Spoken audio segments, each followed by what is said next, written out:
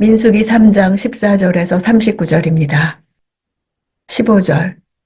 레위 사람들을 그 가족과 가문에 따라 등록시켜라. 태어난 지 1개월 이상 된 모든 남자를 등록시켜라. 레위 지파에 대한 인구조사는 기준과 목적에 있어서 다른 지파에 대해 실시했던 인구조사와는 확연히 달랐습니다. 레위인들은 1개월 이상의 남자들을 계수하도록 하신 것은 레위인들이 이스라엘의 모든 장자를 대신하도록 구별된 자들로서 태어난 순간부터 이미 하나님께 속한 자들이기 때문입니다. 17절. 레위의 아들들의 이름은 게르손, 고핫, 무라리입니다. 장남인 게르손은 야곱이 애굽으로 이주하기 전에 태어났습니다. 훗날 게르손의 후손들은 솔로몬 성전 예배 때나 스룹바벨 성전 예배 시 성가대원으로 봉사했고 아삽은 찬양대의 지도자로 봉사했습니다. 둘째인 고핫 계열에서 모세와 아론이 탄생했고 아론의 후손들은 제사장 혈통을 이어가게 되었습니다. 셋째 무라리로부터 나온 무라리 가문은 훗날 역사서인 역대기 상하에서 무라리 가문이 여러 번 등장하는 것을 볼 수 있는데 왕조 시대의 성전 봉사자로서 중요한 역할을 수행했기 때문입니다. 19절. 고핫의 아들들의 이름은 그 가문별로 아므람, 이스할, 헤브론, 우시엘입니다. 아므람은 부인인 요게벳과의 사이에 아론과 모세와 미리암을 두었습니다. 야곱이 레아와 84세에 결혼하여 연년생으로 자식을 낳았으므로 레위를 87세에 낳았고 그러면 레위는 43세쯤 애굽으로 왔습니다. 그때 그에게는 게르손과 고핫과 무라리 세 아들이 있었습니다. 갈라디아서 3장 17절에 하나님이 아브라함을 불러 약속을 세울 때부터 율법을 받을 때까지 430년이 걸렸습니다. 즉 아브라함은 75세에 언약을 받아 100세에 이삭을 낳았고 이삭은 60세에 야곱을 낳았으며 야곱은 130세에 애굽에 갔으므로 이스라엘 민족이 애굽에서 거주한 기간은 215년이었습니다. 따라서 215년의 애굽 생활 기간을 맞춰볼 때 둘째 고핫은 70세쯤 첫째 아들 아므람을 낳았고 아므람도 70세쯤 둘째 아들 모세를 낳은 것입니다. 출애굽기 6장을 볼 때 레위는 137세, 아들 고핫은 133세, 손자 아므람은 137세를 살았습니다. 이처럼 레위의 후손들은 다른 형제들보다 월등히 늦은 나이에 아들을 보았기 때문에 215년 동안 레위의 자손은 모세까지 3세대밖에 지나지 않았습니다. 그래서 4대 만에 가나안으로 돌아올 것이라 아브라함에게 약속하셨던 하나님의 예언은 레위를 기준으로 이루어졌습니다. 다른 형제들은 레위보다 더 많은 세대가 지나갔습니다. 출애굽할 때까지 레위의 후손들은 3세대밖에 지나지 않았지만 다른 형제의 후손들은 무려 6세대나 흘렀고 모세의 후손은 여호수아의 아버지 눈까지 무려 9세대나 흘렀습니다. 그랬기 때문에 출애굽 후 첫 번째 인구조사를 했을 때 레위 지파의 1개월 이상 된 남자들의 숫자는 2만 2천 명에 불과했고 20세 이상 50세 미만의 장정들도 8,580명에 불과했습니다. 이는 평균적으로 다른 지파의 5분의 1에 해당하는 숫자였습니다.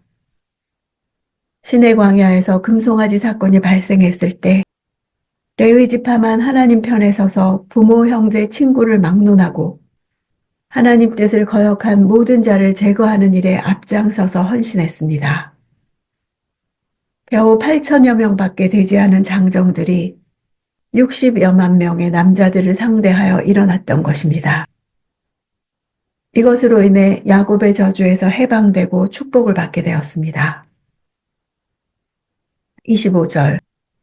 게르손 자손들이 회막에서 맡은 직무는 성막과 장막과 그 덮개와 회막 입구의 휘장과. 레위인들은 세 그룹입니다. 대제사장과 제사장과 그들을 제외한 레위인들입니다. 일반 레위인들은 성막을 관리하고 운반하는 일을 맡았습니다. 여기서 회막과 성막과 장막은 각각 서로 다른 것을 가리킵니다.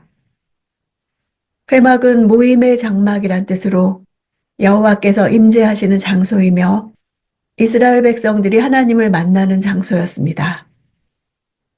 여기서 성막은 성막 본체를 덮는 10폭의 제1앙장을 가리킵니다. 여기서 장막은 구체적으로 성막 위를 덮는 염소털로 된 제2앙장을 가리킵니다. 덮개는 수양의 가죽으로 만들어진 제3앙장과 해달의 가죽으로 만들어진 제4앙장을 가리킵니다.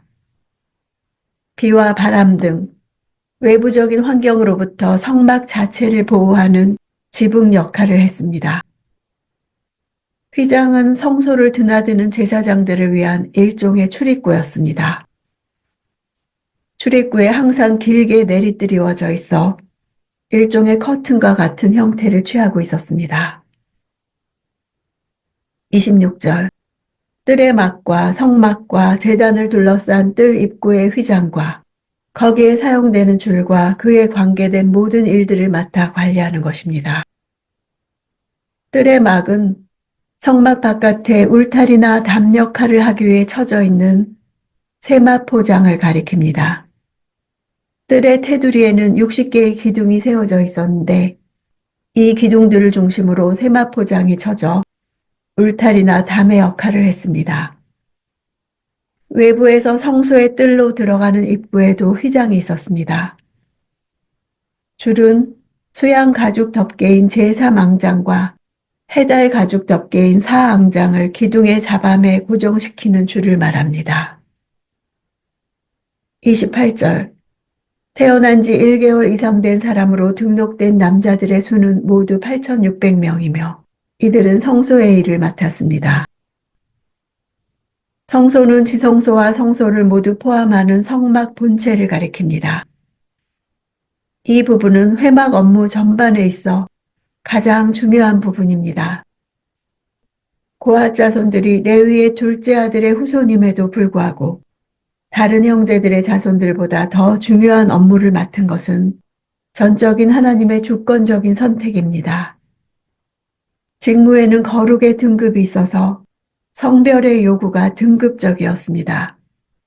즉 성막에 가까워지는 직무일수록 더욱 정결한 삶이 요구되었습니다. 30절. 고핫 자손 가족들의 지도자는 우시엘의 아들 엘리사반입니다. 우시엘은 레위의 둘째 아들인 고핫의 넷째 아들입니다. 엘리사반이 고핫 가족 전체의 족장이 된 것은 다른 형제들, 특히 사촌인 고라 같은 사람에게는 충분히 시기와 질투를 불러일으킬 만한 일이었습니다. 이런 까닭에 고라가 지도자인 모세와 아론에게 불만을 품고 반란을 일으켰을 수도 있다고 추측합니다. 39절. 여호와의 명령을 따라 모세와 아론이 등록한 레위 사람들 가운데 태어난 지 1개월 이상 된 남자들의 수는 모두 22,000명이었습니다. 이 숫자는 지금까지 나온 레위 지파 인구의 합과 다릅니다. 게르손과 고핫과 무라리 가문의 총합이 22,300명이었습니다.